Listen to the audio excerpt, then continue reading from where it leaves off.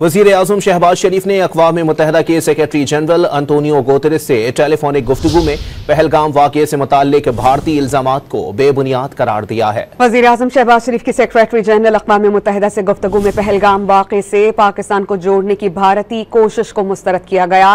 साथ ही सिंध तास मुआहिदे से मुताल्लिक भारत के गैर कानूनी इक़दामात को नाकाबिल कबूल करार दिया गया। वज़ीर आज़म का कहना था कि पाकिस्तान पहलगाम वाक़े की शफ़ाफ और गैर जानिबदाराना तहक़ीक़ात का मुतालबा करता है। वज़ीर आज़म ने मक़बूज़ा कश्मीर में भारत की रियासती दहशतगर्दी पर शदीद तशवीश का इज़हार किया।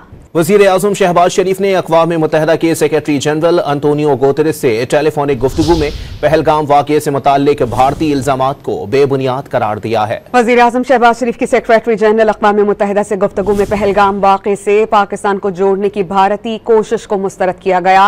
साथ ही सिंध तास मुआहिदे से मुताल्लिक भारत के गैर कानूनी इक़दामात को नाकाबिल कबूल करार दिया गया। वज़ीर आज़म का कहना था कि पाकिस्तान पहलगाम वाक़े की शफ़ाफ और गैर जानिबदाराना तहक़ीक़ात का मुतालबा करता है। वज़ीर आज़म ने मक़बूज़ा कश्मीर में भारत की रियासती दहशतगर्दी पर शदीद तशवीश का इज़हार किया।